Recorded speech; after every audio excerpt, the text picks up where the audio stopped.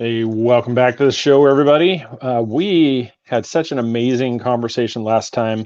We just had to have Reverend Michael J.S. Carter back on the show, and he was more than happy to come back on, which made us so exciting. It was great. So we're gonna talk. We kind of left off. We got to the really good stuff, and then the magical hour hit, and so we had to cut it off. But we were just starting to talk about the aliens that he had encountered, and he brought some show and tell for us on the show too. We're going to also talk about his latest book again, The Initiation, The Spiritual Journey of the Experiencer, a guide for contact experiencers. So right now, Michael J.S. Carter, Reverend Michael J.S. Carter, is now.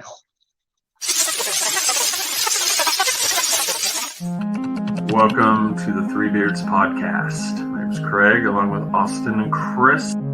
Passed to a new generation of Americans born in this century.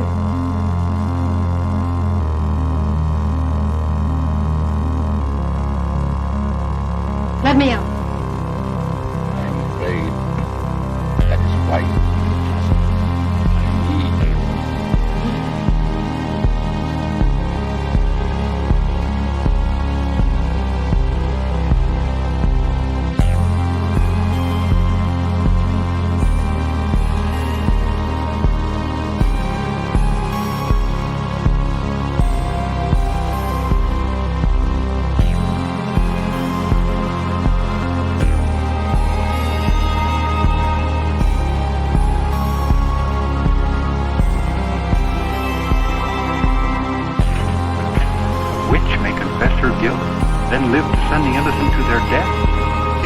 Justice and honor in Massachusetts colony?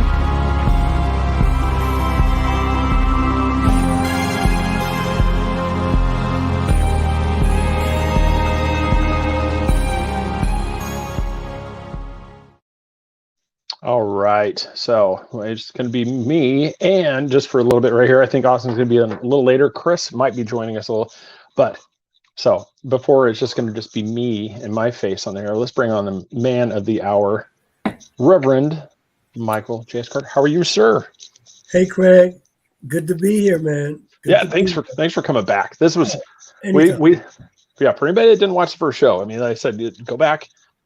Not yet. Just finish this one. Just this will be a nice companion to that one. But yeah, go back and watch that one. That was a lot of fun. We kicked it off, and we talked a little bit about your first book that you had. That was a huge hit. And then the one we started was one, like I said, Initiation, the Spiritual Journey of the Experiencer, which I liken to basically it's a complete guidebook for anybody that's had an experience. That you just like abduction, you feel like, something going, this is one, where if you feel like you've been in somewhere, in this type of thing, you feel like you've been abducted, you feel like you've come in contact, pick up this book. I mean, it's how to just write down, just go through, just read it. It's an amazing book. And so it just definitely highly recommend that. And we talked a little bit last one. I will give a little bio again. Reverend it's your lifelong experiencer. You're the interfaith minister. And you got a master's in divinity from the Union Theological Seminary in New York City. And you're the Unitarian Universalist congregation of the Swanee Valley. Yes. They're in West Virginia, if I'm not. Western North Carolina. Western North Carolina. Ooh, I apologize for everybody there. I just offended in North Carolina. I just called them West Virginians. Listen. There goes the ratings. Call words, okay? We will call words. Okay? Yeah, I just started a rivalry. Oh my God. Yeah, so it's, and we'll kind of kick off where we left that, because you teased us about the aliens you've come in contact with. And as we go through here, I'll let you've got the amazing show and tell, and I'll even let you plug the artist friend of yours that makes those, because you teased me with a few of them. They're amazing. She is wonderful. Her name is Carol McLeod. She's located in Nevada. Actually, the artist who made the Arcturian that I saw, she has passed away. But this is the Arcturian. who I saw I would say in a dream state, but as a friend of mine told me, when I saw this being and I was in the dream state, but everything in my house was the same. Like this person was in my bedroom and my bed was here, my TV was there. And a friend of mine who's also a lifelong experiencer said that's not really a dream, because dreams, things are distorted. Things are, they're shifting and they're moving. She told me that if you have a dream of a being or something in your room, someone, and everything in your room is the same way it is in the waking state, that's really not a dream. So now, but Wow. Here she is, or he, very androgynous. I know. I was going to say, how do you tell?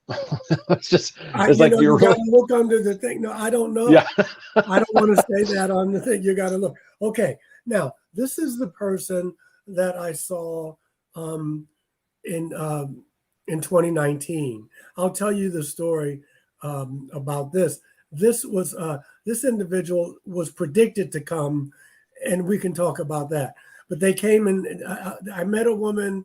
I didn't meet her. I'll give you the story. Anyway, she's a psychic and a lawyer. Talk about mixing left and right hemispheres of the brain. And she told me within 3 days, she said, I keep seeing praying mantis around you. And she said, in 3 days, you're going to see one. And what do you say to that? I said, okay. Yeah, wow. Well, in 3 days, I did. Okay. Here's the reptilian, that being that I saw now this was a male, very, he was very big, muscular, and very handsome guy, I guess. The pupils go this way, like a cat. So there's him, and here's Elvis.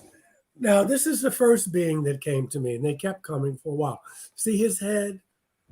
He's a very intelligent person, and we call him Elvis because we put a little jacket on him. That's awesome. Yeah, I guess it's chilly. It's cold on the ship with the air, so we put that on. And then, last but not least, this is not the guy who healed my blood clot, but he looked like this. His hair wasn't as long. And like I said, we can tell the stories of this as we go along. The guy who healed my blood clot had like a page boy, blonde hair, very muscular. You can see this guy is buffed. And he had a hoodie, a cowl on.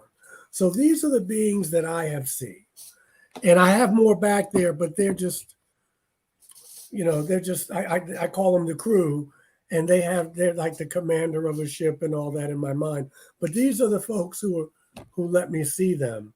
And I'm very calm about it now, but I must tell you at the time, it was cardiac arrest time. But, that was long ago in a galaxy far, far away.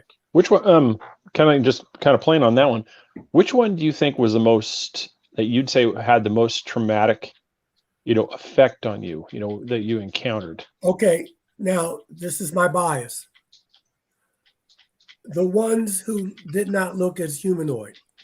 In other words, praying mantis, reptilian, Elvis, but I got used to them coming. And I've only seen, hold on, I don't want to break. And yeah, don't break this them. I feel terrible. Just came once, but that was in a dream. But this was interesting because someone told me that these blue people were around me. And again, I was meditating and I went off into my sleep, and that being was there. But again, I want to just say, because these other beings they were there. Sometimes they touched me. It wasn't like I was meditating or a dream. The blue person here, the Arcturian, was in the dream state.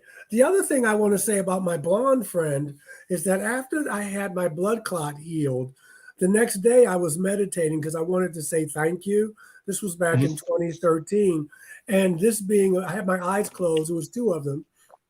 And I had my eyes closed and they appeared. And I remember, what was that? And I closed my eyes and they were still there. So I guess, I wanted to thank them because that was I mean, I had a blood clot as long as my right leg.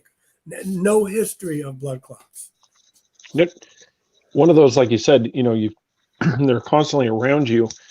Is that one where they talk about, like, because we only see it just a certain frequency, the light spectrum? Is that one of those things, like, it's most likely they're around us right now? It's It just could be, yes. Because we can't see them. Yes, I give an example, Craig. When I was really traumatized back in 1989, when they first, and into 1990, when I was seeing these people like twice a month for 8 months to a year. A friend of mine, I mean, I was in bad shape. I went to a psychiatrist. And so because I couldn't sleep and trauma and all that, I went to see a friend of mine who's a very gifted psychic. His name was Michael Gene Ashley. He was very gifted, did not know he had this gift. He took something called the Silva Method mind control class. And all of a sudden, he was a pure clairvoyant. Anyway, wow. I met him because he was an actor. Some of the things Gene told me back in the 90s are still happening now, or are happening now. That's how accurate he was. My point being is that he lived in Harlem, and I lived on the Upper West Side, and so of Manhattan. So I went up to his house, and he was up on 145th, I think, and Riverside Drive. I walk in his apartment, and I never mentioned this to him. And when I walked in, he gave me a big hug, and he said, when you come to my house, brother, you should let me know when you're bringing company. And I said, what are you talking about? He said, you know what I'm talking about. I said, I have no idea what you're talking about. It's just me. No one's meeting me here. And he described these people. He said, they're in here now. You brought them in my house, and you didn't tell me. And that was part of the reading. It wasn't the only thing. But that just blew me away and really let me know just what type of psychic he was. And he described them. He drew one, and he said, these are your friends. I don't know why you're so afraid of them. And he told me about some past life stuff where I was with them in like Egypt and Atlantis. And he said that you were chosen at birth. And when I say that, I'm just starting to tell people that because I don't think it in any messianic way or whatever, because people say, why you? I don't know. But according to him, this is like, why not? I mean, they've been with you through various lifetimes. But again, it's not like I'm special or anything like that. It helped put my mind at ease a bit. Yeah. And so we went on from there. And at that time, I was still very fragile. And I don't tell a lot of people.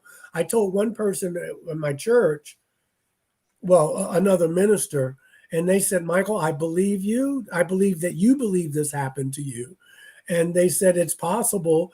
But they said, if you want to have a career in this denomination, you must never tell me that story again. Yeah. Well, I was just going to say, it's just, it's no wonder. I mean, like you said, you'd want to go see a psychiatrist or something. It's like, if you tell somebody, I just saw a giant praying mantis and was having a conversation with it, they're going to be like, you need to go see somebody now. Walk through my wall. But this was the thing. This is what blew me away, because the woman who told me about this individual, I did a conference in Knoxville in 2019. Obviously, it was before COVID. And I met some people there, and I met this woman there, and she bought my books, and it was good. It was good because I needed the money, and it was good for the old ego. Mm-hmm. And she called me like 3 days later, and she said, I told my friend about you, and she said she was thrilled, and she said, she has something to tell you. And I said, okay. She said, it's important. So she put her on the phone, and she said, she's a lawyer. And I didn't think of what type of jurisprudence are you practicing? But she said, and she's a psychic. And I said, wow. And she said, I don't know why. She said, but I've been called to tell you this, that there's some praying mantis people around you. And I said, okay. Okay. I was gracious. Thank you for telling me. She said, I'm telling you. And she said, in 3 days, they're going to make themselves known to you. And I mean, what are you supposed to say to that? So I said, okay. And I thank you profusely. She said, I'm going to buy your books. I said, thank you. So first night, nothing. And I'm my antenna up because I'm like, Michael, this auto suggestion. So just dial, first night, nothing. Okay. And then the second night, and it's not that bad. Like my brother was murdered, right? And sometimes when he's in the house, I know he's here because my hair stands on end, but he smokes cigarettes. I don't smoke cigarettes. So sometimes my house smells like cigarettes. So I'm like, okay, he's around. I feel great, even though it's a little weird. The third night, I'm meditating and I'm sitting in my bed and I'm meditating. And then I decide, okay, I've meditated enough. Now I'm going to go to sleep. And I felt my it's an old mattress. My mattress sank. And when I opened my eyes, this far from my face was this individual. Yeah. How do you process that? Well, my first reaction is always fear.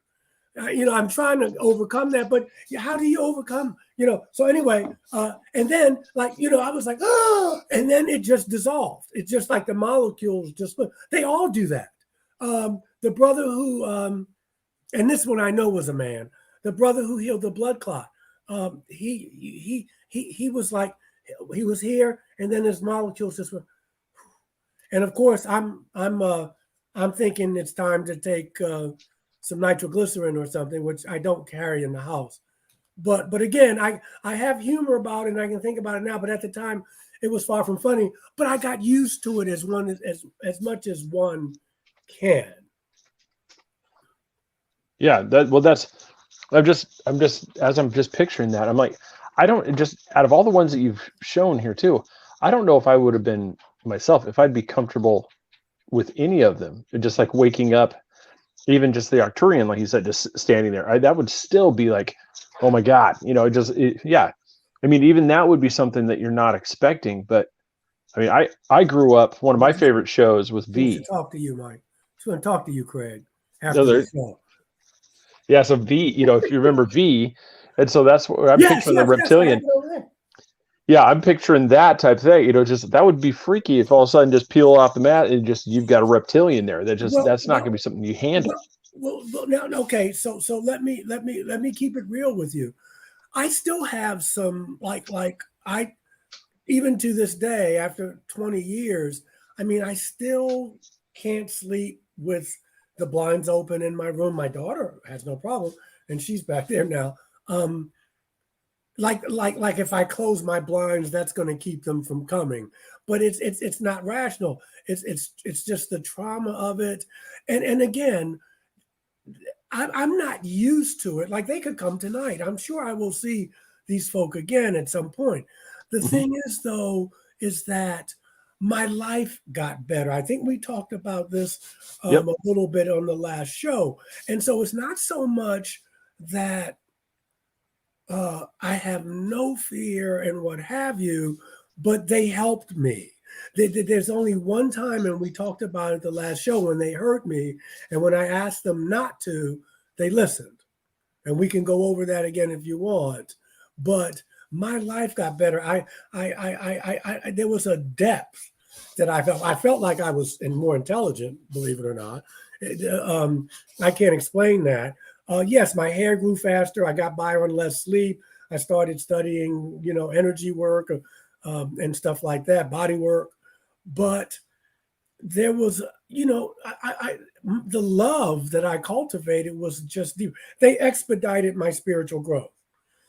And they caused me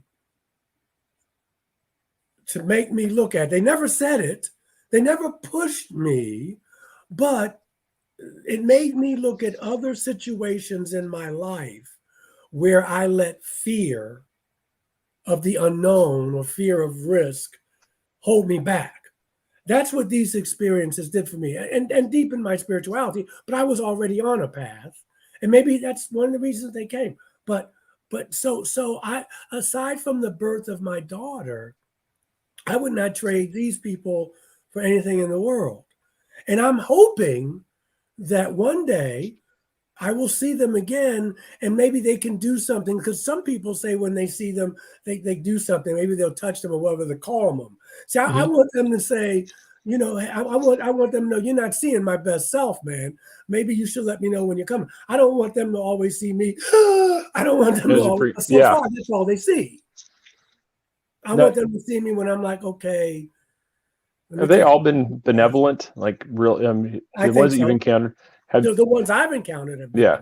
Do you, have they warned you about any that are, you know, it's like these ones, you know, because there's always been that talk that the ones that we're encountering are not only here to just basically to observe to us, but they're also in a way kind of helping shield us from the ones that actually want, you know, to do harm to us as a species. See, you know, I would say this. I have not been warned about anything any more than you have. You know, they fly over, you know, missile silos and turn off our nuclear capabilities. I mean, I think even Stevie Wonder could see that they're trying to say, you don't know what you're playing with here. Yeah. But no. But I mean, I think the earlier contactees and whatever, I mean, there's no reason to warn. I mean, we know now if we want to keep on getting what we get, and we keep on doing what we're doing. And so other experiences have probably gotten warnings, but we already know if we keep on with these wars and nuclear weapons, we're going to kill ourselves. If we keep on destroying the planet, and we probably may have reached a tipping point, we're going to destroy ourselves. So all that's kind of common knowledge. What I get is just that I'm responsible for me, not in a narcissistic way, but I'm responsible for my spiritual growth and working and raising the frequency. If we go to hell in a handbasket, at the end of the day, I can look back at my life and say, okay, my little part of the garden, I tried to make better. And that's all the responsibility, because I don't have a Messiah complex. It's 9 billion people, maybe more, not unless we do something to make it smaller, which is another show. But my point being is that my spiritual growth, I'm not responsible for what happens. In a way I am, but I am responsible for how I respond to it. Yeah, that's how very well put. Yeah, I just try to live that kind of way. Otherwise, you go crazy. There's COVID. There's nuclear weapons. There's you know, the politics. We're polluting the planet. I mean, you would be overwhelmed. Yep. Yeah, it's really good. I mean, I like the way, especially like I said, with, you know, we talked about the book, because everybody, even Joey Medea, you know, one of our friends, we've had him on the show several times, and our friends, he said, you know, your book is amazing. Yeah, and I put that. Let's see if I can bring that up real quick. I said, hey. Yeah, so I appreciate that. Hey, Joey. Yeah, so there's. Thank you. Yeah, so that's. Yeah, and that, but I, you know, that was just where I was. For people that are doing, is there a way for, say, somebody like myself that, you know, I can't see him. How does somebody like myself that wants to? I mean, is there a path to opening yourself to this, to where you're going to get to where you can see them, or is this pretty much one of those where it's just kind of like the lucky ones that have that? I don't know. That ability. No, because I didn't listen. When they first came to see me, I was drinking and carrying on, which I still do on occasion. But I mean, that was my lifestyle. And I was sexing and drinking. I was in New York as an actor. I was living a very fast life. And then they came. I mean, I was on a spiritual path, but it came a point, Michael, you're going to have to either do it or get off the pot. So I had to start living in moderation. Going back to your initial query, for me, I call them spiritual technologies, and my brother Om Prakash is on here. I think I say, yeah. Anyway, and he's another spiritual master. meditation, man.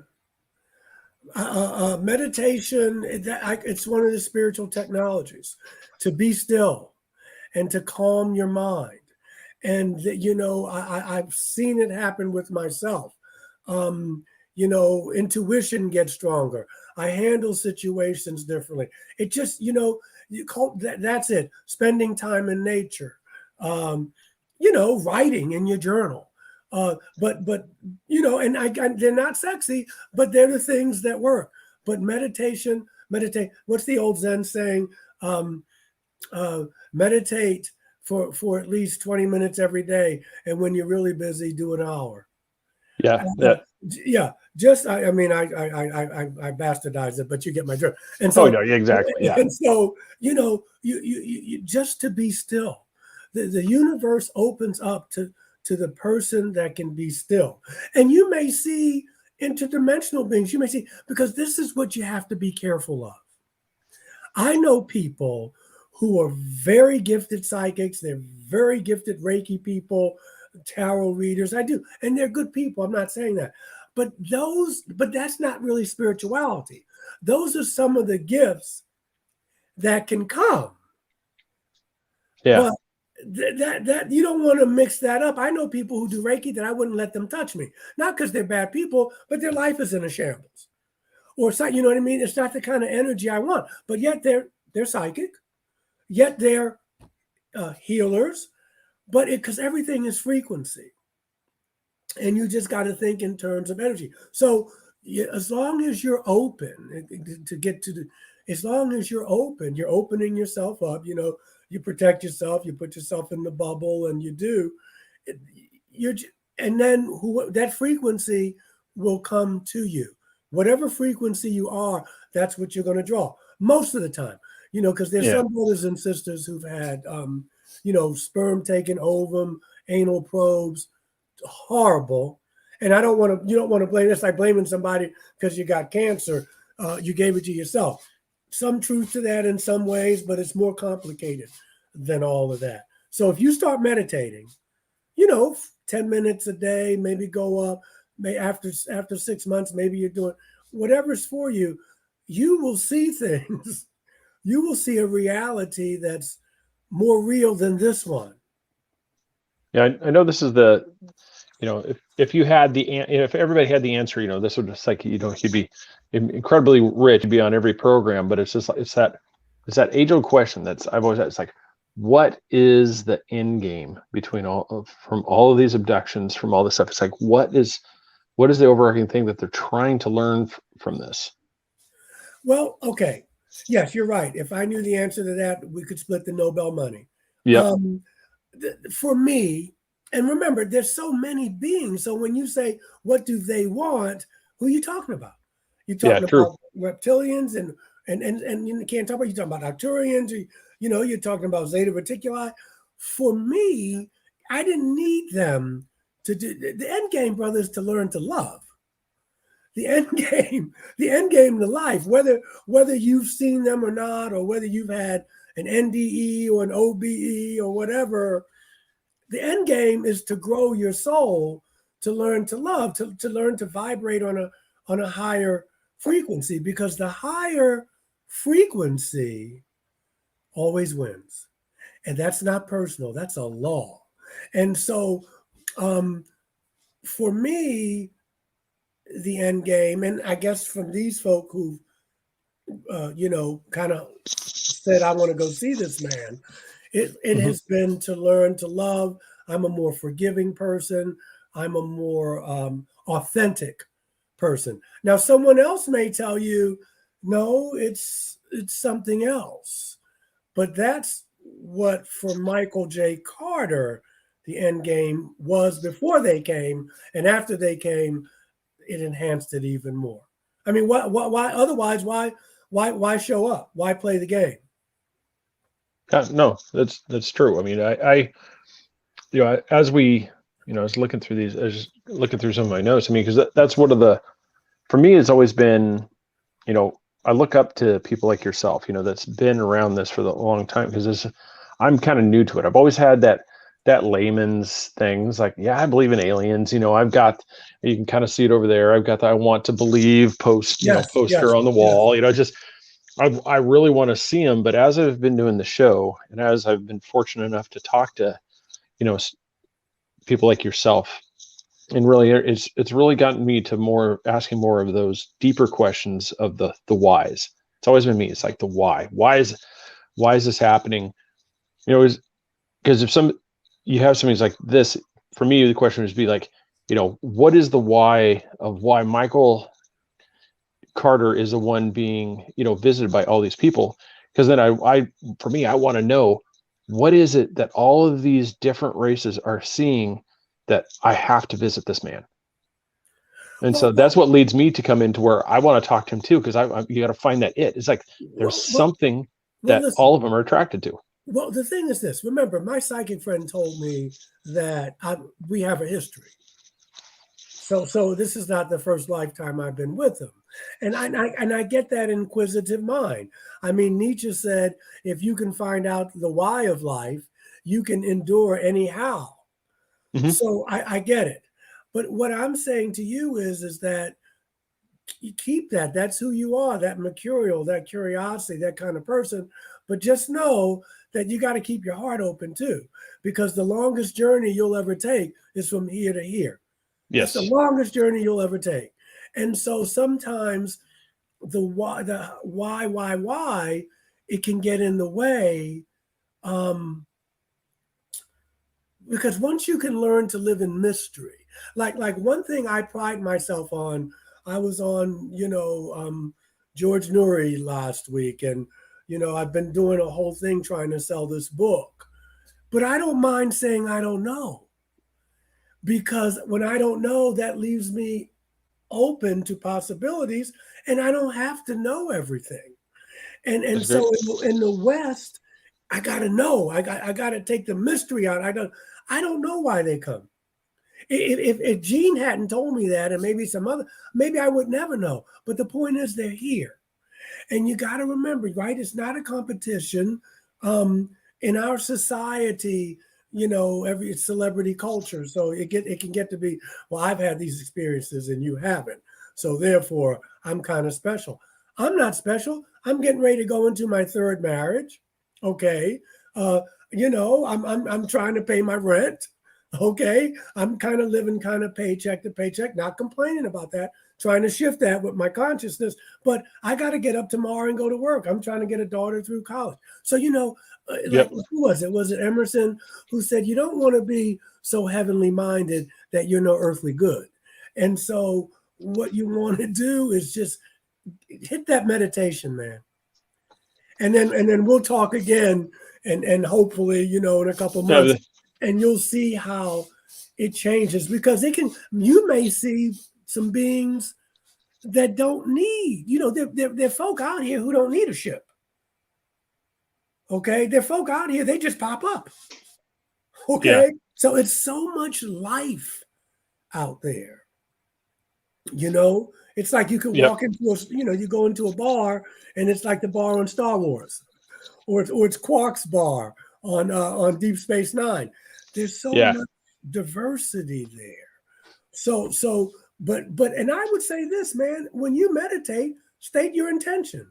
I want to meet someone on a high frequency with the highest good for all concerned. State what you want. And in your own words, and see what happens. Because science says, even though it's changing, science says, I'll see it when I believe it. But that's not how it works. Spirituality says, when you believe it, you'll see it. Yeah, and two different ways of looking at life. Yeah, and I think because I come from a lot of stuff like scientific background. It's like a skeptical believer is pretty much what I've always kind of. It's like, I believe it. I believe that this stuff exists. But it's one of those things like, I'm always like, when you see the picture of the ghost, okay, I have to go through and make sure that I've eliminated all these possibilities. And then what's left over for me gives me the tingling sensation on my neck. It's like, okay, we got something here. Yeah, but see, that's Western science. We have to reduce because we have to be able to label it. But quantum mechanics, quantum scientists is saying, okay, I'll give you an example. We live in a world now where it looks like there's a lot of upheaval, and it is. I mean, I'm not, but Newtonian physics said, because I see a new world being born. That's what I see, and that doesn't mean we won't blow ourselves up or the climate will get us. It doesn't mean that we're going to act a fool and it's not nothing, cataclysm. It doesn't mean that can't happen. But Newtonian physics says you can't have two things in the same place at the same time. Okay, vibrating. Well, what we're seeing is both. We're seeing the old paradigm that there's lack, there's scarcity, there's no justice, there's racism, there are all the isms, and you see it all over the globe. People are saying we're not doing this anymore. And then, okay, so now you got this other paradigm of a new world being born that we got to change and some structures are going to have to shift and all that. Newtonian physics says that can't be, but we're seeing it. We're seeing both and they're both vibrating. So the highest frequency wins, but you got to have a spiritual practice, because if you don't have a vision, these people will give you one and it may not be the one you want. So you got to have a vision of where you want to go and what the world you would like to see. Remember, where there's no vision, the people perish. So, and people are kicking and screaming. My brother Om Prakash is saying another beautiful thing. Yeah. And so, but that's quantum physics. Einstein said this: the most important question you need to ask yourselves is this: is the universe a friendly place or not? Because the way you answer that question is the way you will live your life, and that's the way life is going to treat you. So that's the basic question. Do I live in a friendly universe? Or is it, look out, get out the way, what? Don't let them get it, watch out, get it, it's not enough, okay, get it. Yeah. Yeah. No, I agree. That's, and I think that's one of the things I really take away from conversations like this is that actually, I've always kind of had that rule of thumb that anybody who thinks that they know everything is the dumbest among us. It's just, and I found that these conversations, not only does it challenge the way, like any preconceived notions I have, I like the challenge. It also forces me to open myself up to these other possibilities, to these other possible explanations for things. And it really helps me grow, and it really helps make these to where it's that much more of an experience. And to where, so even like now, where before it would have just been like, dude, he thinks he sees a mantis creature. It's like, what, to now where it's just like, you read the book and you're like, now I'm finding myself going, it's like, seriously, what do I need to do to see this myself? I want to see this. Yeah. It's like, how do I do this? Where before, a couple of years ago, I would have thought like, oh my God, I can't believe, now this is awesome. I want to know, how do I do, step by step, how do I do this? But then that's the scientific part of me. Give me a step by step. That's not how this works. No, well, but you said at first, you said about growth. I did a sermon a couple of weeks ago. I forgot the guy in my research, Gregory of Nyssa. He was one of the Desert Fathers, and he defined sin as the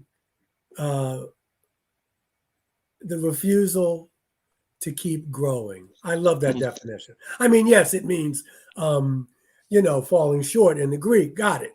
But the refusal to grow, and that's what we're here to do, man. We're here to grow and to learn to love. Whether you see praying mantis or whether you see Elvis or who doesn't matter. You're supposed to, because I know people with a deep spirituality who've never seen any of this stuff. Oh yeah, no, you're good. You're good. Yeah. Yeah, no, you don't have to censor yourself. And let the passion flow. Preach it. You know what I mean. And so I admire them. Deep thinkers, deep feelers. These are the things that can happen as a result of your spiritual practice, because you don't want to go for the sensational, because this is how people give their power away.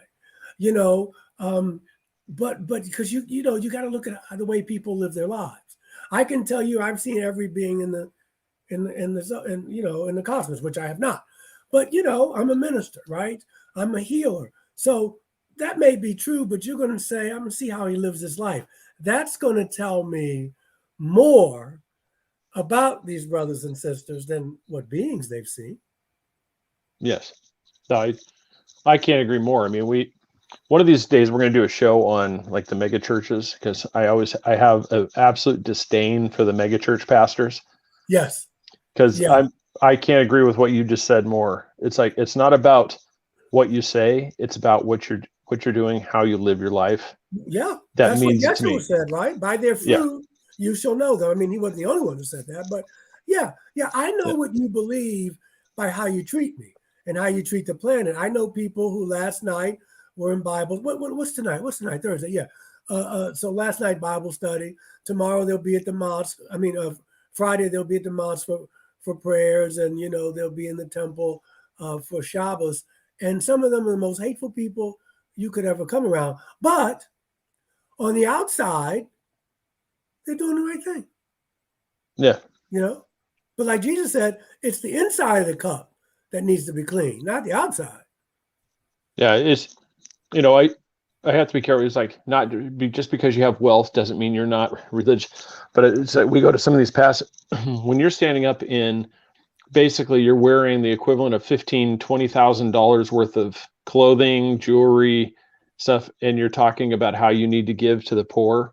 I'm like, let's start by going to Joseph A. Bank and getting your suit, and giving the remainder of that stuff into the food pantry instead of sitting up there with this flashy stuff. That's like I said, it could be a whole different show, you know, for this. I get it, but you also got to be careful too. Yep. Because that doesn't mean they're not doing it.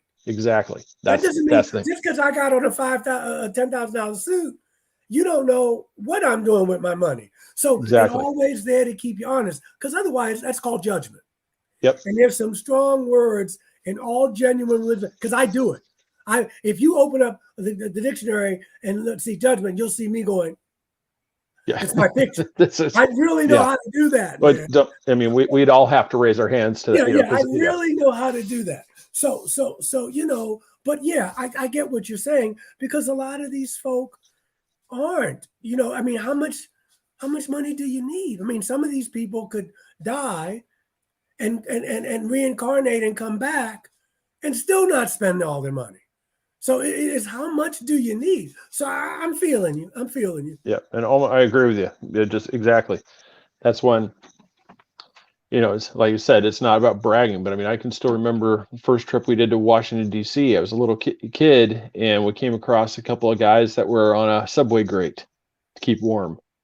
And so I went into Arby's and I picked them up food and brought it to them. Yeah. It was just, and it wasn't something like, you know, hey, look at me. It was just, it's like, I instantly had this feeling like I have to do this. Well, because that's like my brother Owen Proctor is saying, you walk down the street and they're homeless people and you got millions and it doesn't even touch you, you have a heart problem. See, you didn't have a heart problem. Yeah. You didn't have a heart problem. Your heart said, you know, I got this, I need to be able to split this or share it or what have you. But again, I know some wealthy people who do a lot and it's quiet, but they're not ostentatious with their wealth. If I had that kind of wealth, I wouldn't be either. You wouldn't have to know. But yeah, but that's the Western culture, brother. And that's that whole individualism and how much is enough, and so whoever has that, they got it honestly, because that's the culture we live in. You know, I mean, we're getting ready to fight. I mean, we're probably in about 25 wars going on now. I'm talking about just the United States. Oh yeah. And so we saved all this money, hopefully, with Afghanistan, but they're going to use that money for another war or for some black op projects or whatever. And then, but when you want to forgive student debt, you know, where's that money coming from? Well, it's coming from the money that you shouldn't be spending on war. But don't get me started. Oh yeah, no, and that's not what we're talking about. That's not our priority. Well, that's, in a way, kind of we could easily route that back to where we were. It's where these beings that have shown up to you are showing you, have been working on showing you there's the other way. This is the other Yeah. way to this, and that's what is really cool. And that's, I think that is, if I had to boil it down to one thing, that's what I would love to experience. I would love to have that to one where it's just, and I'm definitely gonna do that. So I got to work on forcing myself to meditate, Yeah. and actually meditate, not just sit there and do the whole, okay, my eyes are closed, nothing's happening. Yeah, just count your breaths. I mean, I like that one because of the Zen thing, but you could start out with a tape. There are many ways to do it. You could watch the candle, but the thing is to still the mind. And if you can go, man, if you go 3, 5, 10 seconds, just clear with a thought. Now, some people say, well, you shouldn't clear your thought, but to your mind, that's an eternity. If you could go 10, 15 seconds, some people have to train for years for that. But if you can do that without having a thought, because now it's just pure consciousness. And so, you'll find your way, and after the show we'll talk. And there I can give you some ideas. There are many ways, and it took me years. And I still sometimes I go weeks. I used to do 20, 30 minutes. I saw the difference. And then I got busy with life, and if I get it in 10 minutes. But the point is, it's like exercise. Once you do it, your spirit will say, hey man, we haven't meditated. What are you doing? It's like exercise. If you exercise regularly and then you stop for a while, your body will say, hey, come on, man. Come on, help me out here. So Yeah. you'll always be pulled back, but you got to start it first. Which kind of touching on like the bullet points there. Out of which one do you think had the most profound effect? Which encounter do you think for yourself? I tell you, this brother. Now remember, The blood clot. The guy I saw in the meditation, but the guy who healed me, he didn't have. He had a page boy with a hoodie on. Yeah, but he had the blue and he was big. Because they healed my blood clot, man. They healed it. The other ones got my attention. Don't get me wrong. And it's not a competition, but on, July 4th, 2013 at 9:50 p.m. Eastern Standard Time in a thunderstorm on a rainy night, that brother or that race, he was from that race, came and healed my blood clot. And I was on, what do you call it? Coumadin, now they call it Wayfair. And I was injecting myself for 10 days with something called a Nexaparin to shrink this clot. And this man came and a green light came out of his hand in my room right back there. And then when he dissolved, they all got this dissolve thing going on. My blood clot was gone. It was gone. And my daughter and my ex saw it. They saw it afterwards. My leg, I'm thin. My leg was built like LeBron James. It was so swollen. I wish my legs were like that in real life. I got ostrich legs, and he fixed it. And so when I told you we didn't get to it, I had to tell the doctor that was the killer because the doctor wasn't buying it. Of course, I didn't bring these folk in there. I just at the end of the thing, I mean, they were like grilling me. Yeah, but what happened? You were just here 10 days ago because you got to go every a week, 10 days. They stick your little finger, and you got to do that. And so when this happened, they were like, yeah, but what happened? What's going on? And I just finally told them, I said, aren't you happy for me? Please be happy for me. And it switched the energy because they got a little defensive. They were like, well, of course we have. Because I said, I don't know what happened and you don't know what happened. Why can't we see there's that mind, that science. I got to know what happened. Call it a miracle, whatever you want to call it. It's gone. Can you be happy for me? Yeah. And so that was the lesson there. And I think that's kind of a few minutes back, I think that's kind of where I was when I said it's, for me, it's like the analytical thing. It's like, you want that explanation, but there's those times where you have to you have to sit back and just go, there isn't a way to explain this. Yeah. And that's okay. Yeah. But it's the Western mind, we want to deduce and we want to do, and it's okay. There's mystery. That's why I love, the Lakota, right? They call the Great Spirit Wonka Tonkin, the great mystery. And when you're on a spiritual path, you learn to live with mystery. There's something, the finite can never comprehend the infinite. Now you can call that infinite God. I don't care what you call it, but you can't, at least not while you're in this body. Now, when you're gone, wow. But you never, so you just have some things you just have. It doesn't say be curious, not be curious, but you can get into the paralysis of analysis. And then you miss the whole beauty of life because you're trying to figure it out. Sometimes you just have to be in awe of it. What's that? Enter the Dragon, Bruce Lee. Yes. This thing is a finger that is pointing to the moon. It's not the moon. Yeah, don't look. Don't watch finger. You miss all the heavenly glory. Yes. Yeah, and it's because you're so focused on the finger that Yep. Yeah, and it's a gorgeous full moon tonight. Yes. Oh, yes. It definitely. Yeah. For anybody else, go outside and look. Because I saw that this morning when I was headed to work, and it was just like, oh man, that thing's. I know. It's like somebody left the light on. Yep. No, I just, just one of those. They left the porch light on. Do you think like you were saying, where they just kind of dissipate? Do you think that your mind, like they did that to help, like that's how you could cope with them being there? Is that they just kind of fade away? As it might be easier to handle than just them like, hey, I'm just going to back out and close this door behind me, because then. Well, no, for me, I'm like, how'd you get in? Yeah. Okay, you just walked. You just appeared. But this is the stuff that religions are made of. Okay, so if you look at the religions, you see it in the Bible, the Quran, and people of the book, and so. For me, it's just the technology. Who knows? It could have been a hologram. But all I know is that, pardon me, when this brother put his hand out and this apple green light came out, I didn't feel it. I saw it hit me in my stomach. And the first person I called is probably someone I called Preston Dennett. Do you know Preston?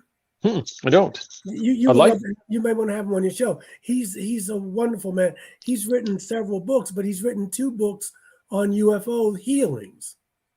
He put this story I'm telling you, he put in his second book. I called him in California because I was so hyped up and pumped up, which I am every time they come, because they have so much energy. But he wasn't home because it was 10 minutes. It was 10 minutes to 10 here. It was 10 minutes to 7 out west. But we finally caught up with each other. He's worth looking into. Preston Dennett, Dennett. Yeah. Yep. So, reach out to him. Yeah, reach out to him. Tell him I said, hey. And years went by. There were years that went by, maybe 2-3 years when I didn't see these folks. And at least not in my room, maybe in my meditations or whatever. And I miss them. I miss them. Yes, Preston. I miss them. And and then a friend of mine said, just enjoy your downtime. But I had a lot of work to do. I mean, like I said, I got about my daughter. I'll tell you something that happened last year, but I'm going to keep I'm not going to show you her and give you a name or anything, because it's a privacy. She's only 15. Mm-hmm. Last year, I have my daughter on Wednesday evenings and every other weekend. And one was a Wednesday. The next morning she had to go to school. And she said, Daddy, where'd you go last night? I said, what do you mean? She said, I woke up to go to the bathroom and you weren't in the house. Now, this is a small apartment. It's two bedroom, 2 bathroom down the hall.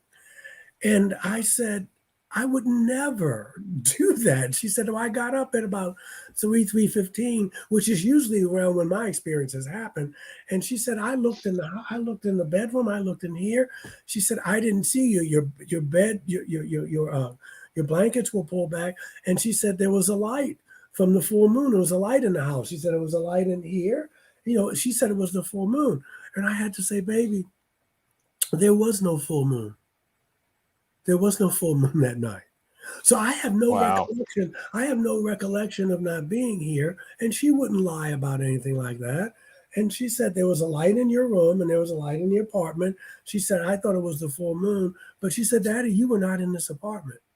I have no recollection of even leaving. So there's high strangeness, brother. It's just high. The whole thing is high strangeness. The whole phenomenon. Well, it sounds like she's tuned, to it as well. If she's very psychic. She's very psychic. Yeah, it's like if she's seeing the light and stuff, that means that she's definitely open to seeing it as well. Well, there was a light. There probably, their ship probably has a light. Mm-hmm. But she was saying, I saw this light and I thought, it was. I thought you went to, She thought I left. Yeah, that's. I wouldn't get up at 3 o'clock in the morning and leave my daughter here. And she walked around. So, this is the kind of stuff, but it's changing because it's happening. That's what the book is talking about, initiation. This is happening to people. If you notice, there are a lot of experiencers out here that are writing books now. I just finished shooting a documentary that will hopefully air in about a year. We don't know yet, but I just spent last weekend doing it. A friend of mine in Australia, if you want to look it up, his name is called Beyond Being Human. He has a group on Facebook. His name is Michael Ney. He's working on a documentary. There's another guy who's working on one who I won't name because he's just starting it. And it's all about consciousness. It's all about people who've had NDEs, OBEs, out of body, seen ghosts. And a lot of these people are, that's it, that's Michael. A lot of these folks are physicists, scientists, but now they can come out now. If all of a sudden people are coming out now. Oh, who's that guy? The people are coming out now. I've seen him before. Yeah, in the post office. Watch him. Watch your wallet. Watch that guy. Anyway, yeah. Put your wallet back. So I'm just saying, and because the UAPs, because the government, they weren't as transparent as one would like. But now that this stuff was on the New York Times and it's taken seriously, people don't snicker so much now when you mention it. And I'm telling you, from now on, we're going to be talking about stuff. I'm talking about collectively that we weren't even allowed to think about. It's a new world being born, brother. Now, we can still mess it up, but this is a new world coming. Now, do you kind of like this one? Just got to get your prediction, maybe. What do you think is coming? Because this is, I'm sure this, for somebody like you that's been in this field for a long time, there's been drastic changes. But even for me in the last couple of years, this massive change of disclosure is incredible. Mm-hmm. Where they're actually saying, yeah, it's real. Yeah. That was before, that was us wearing our aluminum hats down in a basement talking about aliens. And they're like, hey, man, idiots. And now they're like, yeah, no, it's real. It's real. Now, I'll tell you, because remember now, like the future, we're living several parallel lives right now. Okay. So we got, this is what I think is going to happen. I think the reason I think they're coming out now is because one day there's going to be a sighting that they can't explain away. One day you're going to see a craft and then you're going to see somebody walk out of it. Okay. And you're not going to be able to explain that. But I think what's going to happen is, like I said before, this old paradigm, they're going to hold on for dear life. So we're going to have some bumpy roads ahead. Every way, culturally, politically, we're going to have a lot of upheaval. And at the same time, you're going to see there's going to be ancient knowledge and stuff that's going to be more readily available to people, and people aren't going to laugh at it anymore. And so a lot of you're going to feel vindicated. And that's all I can say now, because the rest of the decisions are up to us. It's up to us. We have an opportunity here as a species to raise the frequency of this planet. I give an example. COVID comes along, okay? Whether you believe it or not, whether you're vaccinated or not, I don't care. COVID comes along, and it forces us to remember that everybody's essential. Now, it's a damn shame that it took a virus to do it, okay? Now, who's essential? Everybody's freaking essential, okay? Now, we got people ain't working. They're not going to work. And it's not because they're lazy gits. And it's not because they're all afraid of the mandate.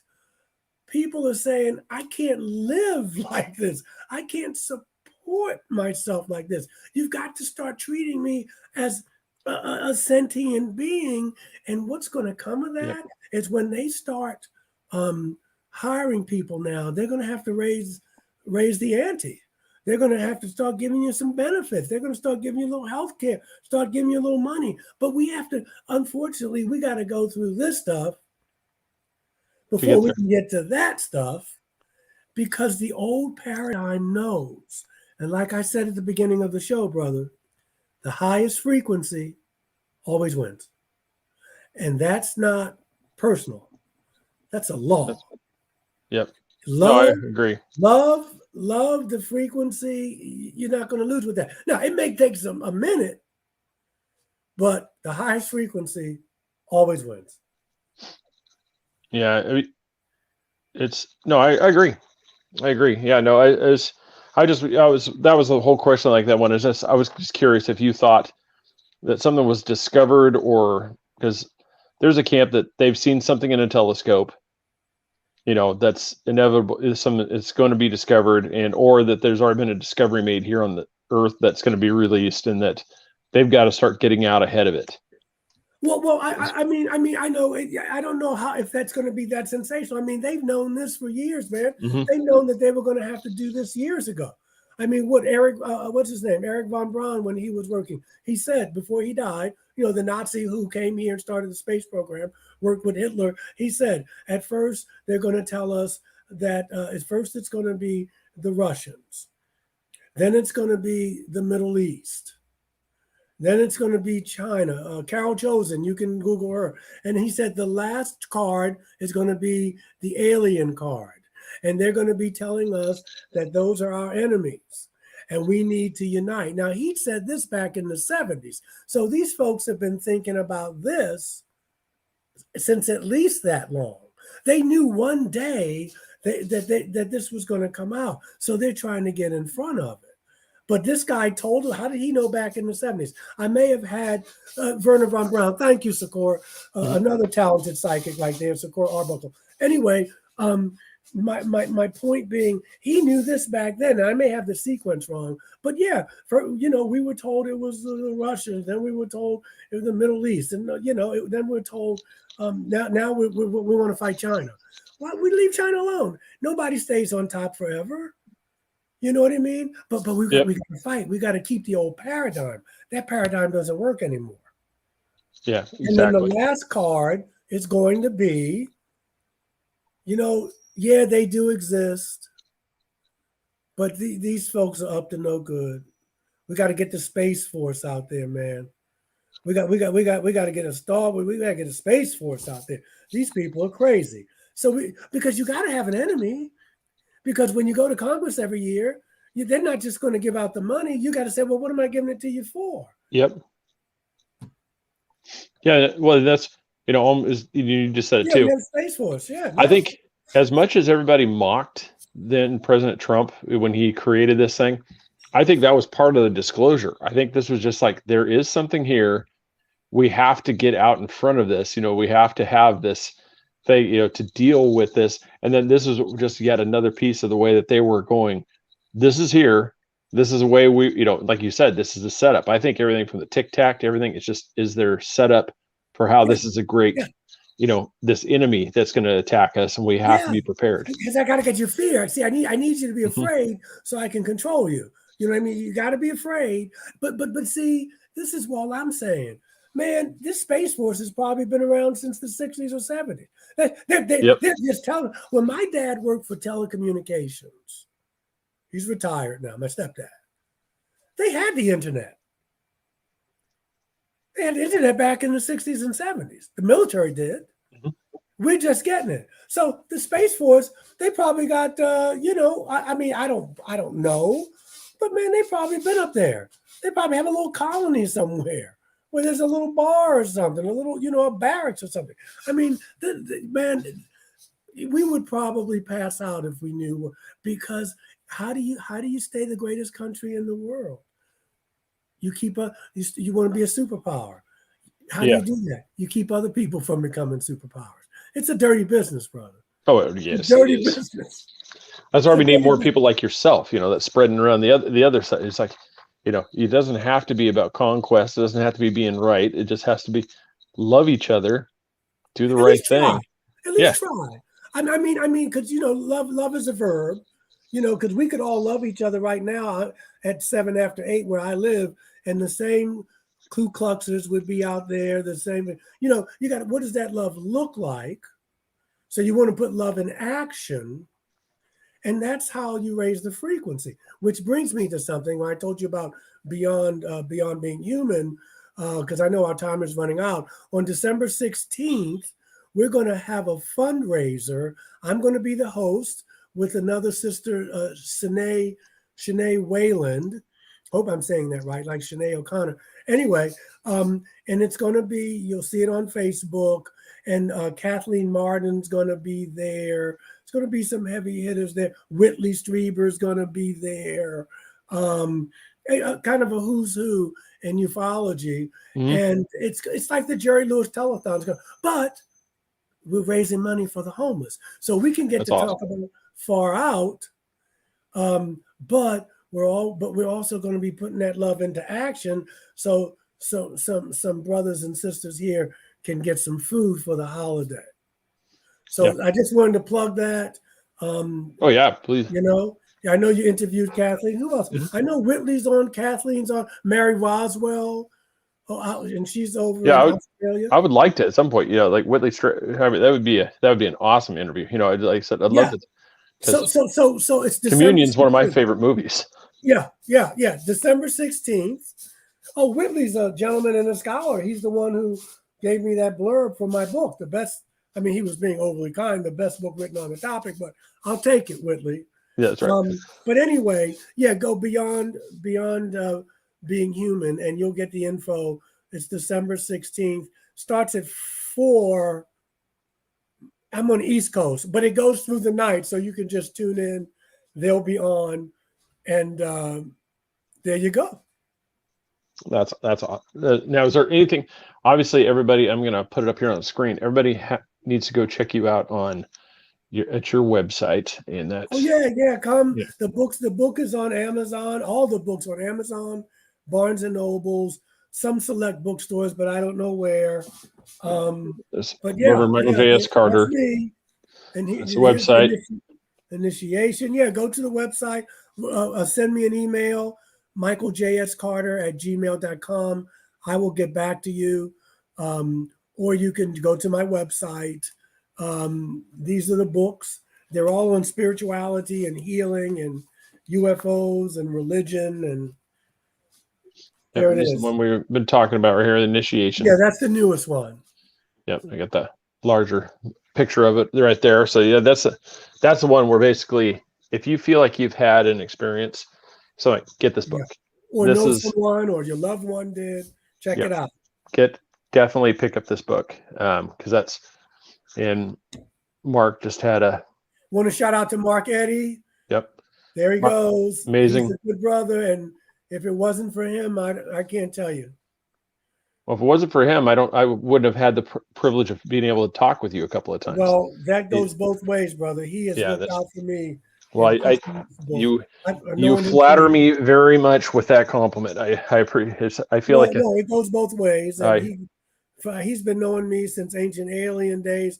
Before that, Mark and I have been friends. Yes, and so you are correct. You are correct. It's also great for non-contact, is as well. Pick up the book, read, because as I could say, I like the book and I haven't been contacted. You don't know. Yeah, that I know of. Yeah, I mean. Yeah, you got. I haven't woken up with some strange marking. I have incredibly vivid dreams, but I don't ever have anything that's you should find you know, when you're ready, maybe you know what, couple things. You may want to invest in a past life reading, or you may want to invest in the hypnotherapy. You're worth it. And see what comes up. You're worth it. See what comes up. You'll be astonished. Yeah, it might have something, because I have some absolutely vivid, just full color. I mean, just dreams. I mean, it's just and it's. I would do it. I would do it. Yeah, no, but I can't thank you enough for coming back on. Brother, I'll do it again. Just give me a awesome. shout. Yeah, I definitely, because I said it's one of those. I'll keep the compliment back your way. I have grown every time I've talked with you. I thank you, brother. It's one of those. It's definitely challenged me to change, the way I look at, different things. And like I said, it's been an amazing experience each time that it's happened. And so I can only imagine. I can only imagine what it's like to be in your congregation every week. Oh no, I don't talk about this all the time. I don't talk about UFOs. They tried to get me fired at one point. Some people, I know. But no. I mean, I throw a little bit of it in, but I try to give them the ancient wisdom teachings, which I do. But you remind me of Wayne Dyer, right? You remember? Mm-hmm. If you change the way you look at things, the things you look at begin to change. Yeah, I would be the one that sneak in the congregation. I have the suit, but I'd have the alien shirt underneath the suit jacket. You're more than welcome. Listen, we just shot a documentary, and they allowed that to happen. It's a documentary. I don't know when it's going to come out. Maybe a year from now, and it's about consciousness. And we talked about UFOs, and they came. Some people were interviewed, had to sign releases, and who knows? A year from now, I'll be back on the show saying, "Hey, man, this just turned into something nice." Definitely. And I said, well, definitely. I hope it's not a year from now when we get you back on. We got to get you. No. Yeah, we definitely got to get you sooner than that, especially going to these things. But get back to the fan, with the daughter. Spend some quality time with her. I haven't seen her all day. I'm gonna go. Yep. So that is definitely more important than babbling. And talking to a babbling beard here. That's my baby, man. That's right. Well, sir. Awesome. Can't thank you enough. Oh, anytime, brother. Send me a link so I can send it to my friends and get more people to watch. Yeah, I will. When we're done here, I'll send it over to you. Okay. All right. Thank you. Have a great night. Wishing you a happy holiday season. Maybe we'll talk before then. Yeah, absolutely. If not, like I said, happy holidays to you and your family. You too, brother. Peace and richest blessings. Thank you, Sakura. Thank you, Om Prakash. Thank you, Mark. Thank all of y'all. Thanks everybody for watching. Yeah, everybody, this episode was brought to you by threebeardspodcast.com, because we are still looking for a sponsor. So if you know of anybody that would like to have their name plastered all over these beards, we'd be more than willing to talk. So we've got thanks, and everybody, I want to appreciate everybody for watching. It's been great. Go to patreon.com /3beards podcast. That's a way to adopt one of our beards. Then redbubble.com is 3 Beards Podcast. That is who does our merchandise. You can also find that by going to 3beardspodcast.com as well. Just go into the merchandise. Check that out.